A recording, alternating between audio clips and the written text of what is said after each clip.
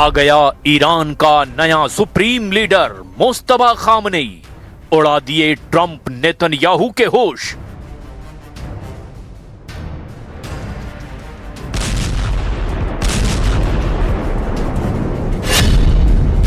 खुल गई ईरान युद्ध की तीसरी आंख, तेल अवीव में मिसाइलों से तबाही।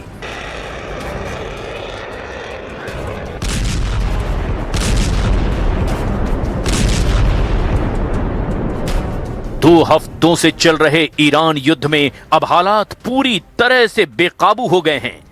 सुप्रीम लीडर अली खामनेई के दूसरे बेटे मुस्तफा खामनेई ने अब ईरान के सुप्रीम लीडर के तौर पर कमान संभाल ली है और उनके सुप्रीम लीडर बनते ही इजराइल और अमेरिका के अड्डों पर बेतहाशा हमले शुरू हो चुके हैं। खबर है कि इजराइल की राजधानी तेल अवीव में भीषण मिसाइल हमलों से हाहाकार मचा है। 56 साल के ईरानी सुप्रीम लीडर की ताकत और इरादों का इसी से अंदाजा लगाया जा सकता है कि रूस के राष्ट्रपति व्लादिमीर पुतिन ने मुस्तफा खामनेई को गर्मजोशी के साथ बधाई देते हुए एक तरह से अमेरिका और इजराइल को वार्निंग दे दी है कि अगर मुस्तफा खामनेई को मारने की कोशिश की तो नतीजे विनाशक होंगे। इधर ईरान ने पश्चिम एशिया में मौजूद अरब देशों पर हमले 2 गुने से भी ज्यादा बढ़ा दिए हैं।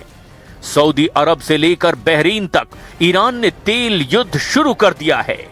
इधर राष्ट्रपति ट्रंप भी ये मानने को मजबूर हो गए कि ईरान में अभी भी जंग करने की क्षमता बची हुई है और ईरानी मिसाइलें इजराइल और अमेरिकी अड्डों पर कोहराम मचा रही है।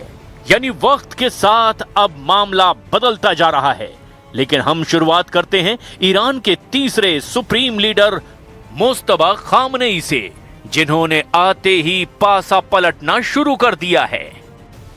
मजलिस पस az بررسی‌های دقیق و گسترده و استفاده از ظرفیت اصل 108 قانون اساسی مطابق با وظیفه شرعی و اعتقاد به حضور در محضر خداوند متعال در اجلاسیه فوق العاده امروز آیت الله سید مجتبی حسینی خامنه‌ای حفظه الله تعالی را بر اساس رأی قاطع نمایندگان محترم مجلس خبرگان به عنوان سومین رهبر نظام مقدس جمهوری اسلامی ایران मुस्तफा खामनेई ने खोला मोर्चा, इजराइल में ईरानी तांडव।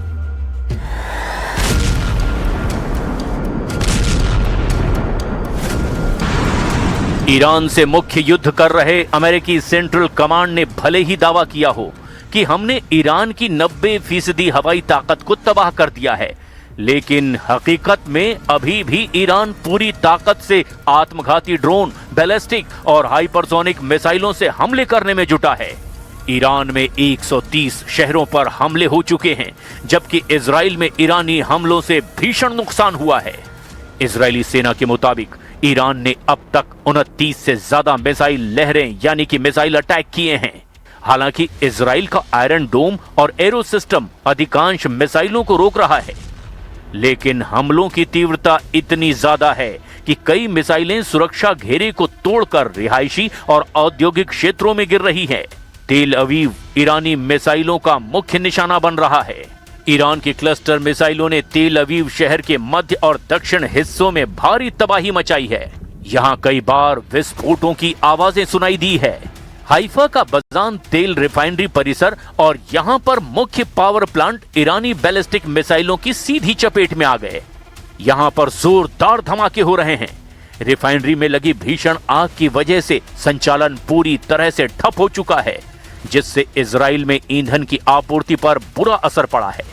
वहीं छोटे शहर बेत शेमेश पर एक पब्लिक शेल्टर यानी बंकर पर ईरानी मिसाइल सीधे गिरने की वजह से एक ही दिन में 9 लोगों की मौत हो गई है।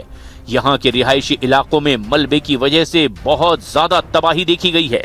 दक्षिणी इजराइल के बेरशेबा शहर में भी कई मिसाइलें गिरी है, जिससे सैन्य और नागरिक बुनियादी ढांचे को भारी नुकसान पहुंचा है। ईरानी मिसाइलों ने हर्जलिया में वेस्ट वाटर ट्रीटमेंट प्लांट को तबाह कर दिया है, जिससे वाटर सप्लाई रुक गई है।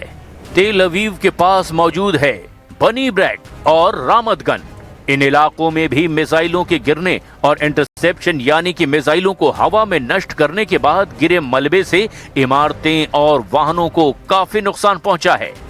ईरान ने अपनी 29वीं मिसाइल लहर में विशेष रूप से नेगेव क्षेत्र को निशाना बनाया। यहां इजरायली सैन्य ठिकानों और बुनियादी ढांचों को नुकसान पहुंचाने के दावे किए गए। ईरान ने नए सुप्रीम लीडर मुस्तफा खामनेई की नियुक्ति के बाद ऑपरेशन ऑनेस्ट प्रॉमिस 4 के तहत इजराइल के तेल अवीव और नेगेव रेगिस्तान पर मिसाइलों की 29वीं लहर दागी है। न्यूज़ 18 इंडिया की टीम है इसराइल में रियल ग्राउंड जीरो पर, जहां पे बहुत ज़बरदस्त तबाही हुई है जो ईरान की तरफ से मिसाइल अटैक किया जा रहा है। हालांकि इसराइल की तरफ से भी लगातार ईरान पे हमले किए जा रहे हैं, लेकिन बैलिस्टिक मिसाइल काफ़ी पावरफुल होता है। इर्द गिर्द जो टावर हैं वो भी हम यहाँ पे देख पा रहे हैं कि बिल्कुल क्रम्बल हुए हैं, तबाह हो चुके हैं और घर जो हैं पूरी तरह से बर्बाद हुए। को विजुअल्स में साफ दिख रहा होगा कि किस तरीके की तबाही यहाँ पर इसराइल में हुई है ईरान के बैलिस्टिक मिसाइल से। इधर ईरान की राजधानी तेहरान के प्रमुख तेल डिपो और रिफाइनरियों पर इजरायली हवाई हमलों के बाद शहर के ऊपर जहरीले धुएं का काला बादल छा गया है। विशेषज्ञों ने चेतावनी दी कि अगले कुछ घंटों में शहर में एसिड रेन भी हो सकती है, जिससे मानवीय संकट और गहरा सकता है। वहीं स्ट्रेट ऑफ हॉर्मुज में तनाव की वजह से दुनिया भर में ईंधन की भारी किल्लत और मुद्रास्फीति का खतरा भी बढ़ता चला गया है। ईरान के आंतरिक मंत्रालय ने दावा किया कि उन्होंने देश के भीतर सक्रिय एक इंटेलिजेंस गैंग को पकड़ा है जो कथित तौर पर इजराइल के लिए जासूसी कर रहे थे। उधर हैंडला हैक जैसे ईरानी हैकर समूहों ने इजरायली ऊर्जा प्रणालियों को हैक करने का दावा किया। उधर ईरान पर बहरीन की सरकारी तेल कंपनी ने अपने शिपमेंट पर फोर्स मेजोर घोषित कर दिया है, जबकि अरब के शयाब तेल क्षेत्र को भी निशाना बनाया गया। इधर अमेरिकी राष्ट्रपति डोनाल्ड ट्रंप ने सोशल मीडिया पर पोस्ट किया कि ईरान के परमाणु खतरे को खत्म करने के लिए तेल की कीमतों में बढ़ोतरी एक छोटी कीमत है। उन्होंने ईरान से बिना शर्त आत्मसमर्पण की मांग की है। रिपोर्ट्स के मुताबिक इजरायली वायुसेना ने ईरान के एस्फान, तबरेज और यज़्द में स्थित भूमिगत मिसाइल कमांड सेंटर को निशाना बनाया। इजराइल का दावा है कि उसने बंकर बस्टर बमों से ईरान की जवाबी हमलों की क्षमता को काफी हद तक कम कर दिया है। अब देखना यह होगा कि मुस्तफा खामनेई की नई युद्ध नीति कैसी रहती है और आने वाले घंटों में कहां-कहां हमले होते हैं।